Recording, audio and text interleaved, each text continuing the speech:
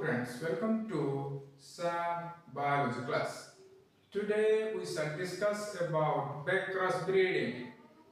Backcross breeding is a type of recurrent hybridization that enable breeders to transfer a specific trait from donor parent to a recurrent parent. Donor parent is an individual, for example, a variety of crop plant that provide the specific gene, for example, a transgene that encode the trait of interest. And recurrent parent is the adapted variety that provide a favored genetic background into which the gene is introduced. In backcross breeding, repeated crossing backcross progeny with the recurrent parent enable breeders to create a new line that is identical to the recurrent parent with the presence of the specific trait such as leaf rust resistance. So in backcross breeding, we are transferring a specific trait from donor parent to the recurrent parent. If the trait of interest is determined by dominant allele, then the process requires 4 rounds of backcrossing within 7 seasons. But if the trait is determined by recessive allele, more generations of selfing is needed that require 9 or more seasons. The process of backcross breeding involves making an initial cross between donor parent and recurrent parent.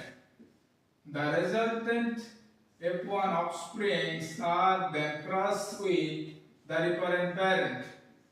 This results in the formation of backcross 1 population. Individuals from the backcross 1 population are once again crossed with recurrent parent. Each generation of backcrossing reduces the proportion of donor parent in the population by half.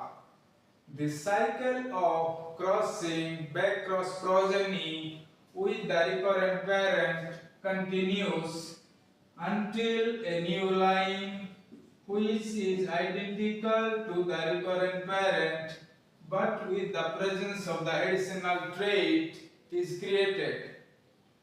Backcross breeding is useful in horticulture, animal breeding, and also in the production of gene knockout organisms. It is applicable in both self and cross-pollinated crop species.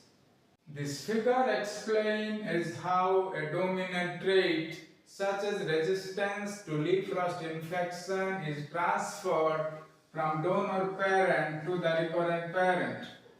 Donor parent is resistant, whereas recurrent parent is susceptible. This process begins with an initial cross between donor parent and recurrent parent.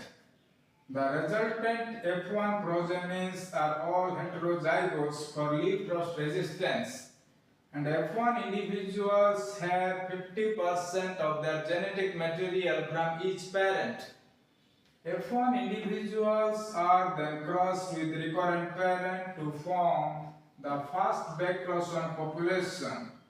Individuals heterozygous for leaf rust resistance are selected from backcross 1 population and crossed with recurrent parent to form the backcross 2 population.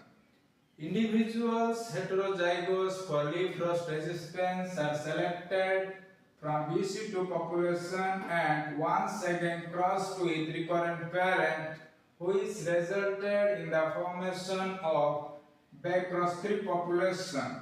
This process is continued up to backcross 4 population. Individuals for leaf rust resistance are selected from backcross 4 population and are then sold to obtain plants that are homozygous for leaf rust resistance.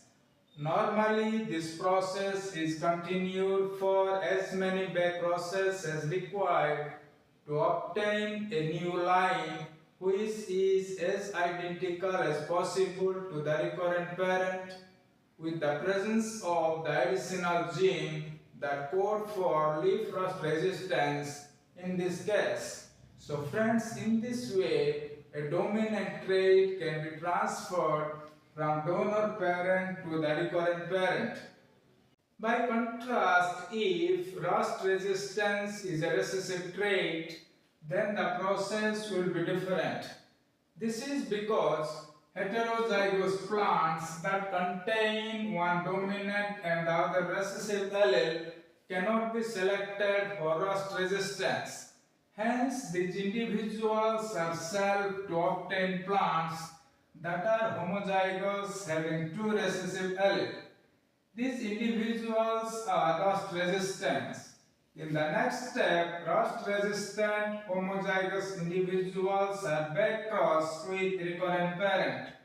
This process of backcrossing and selfing is continued until a new line that is almost identical to the recurrent parent with the presence of the additional trait that is for rust resistance is created. So friends, this is all about backcross breeding. For more updates, subscribe my YouTube channel Sam Biology Class.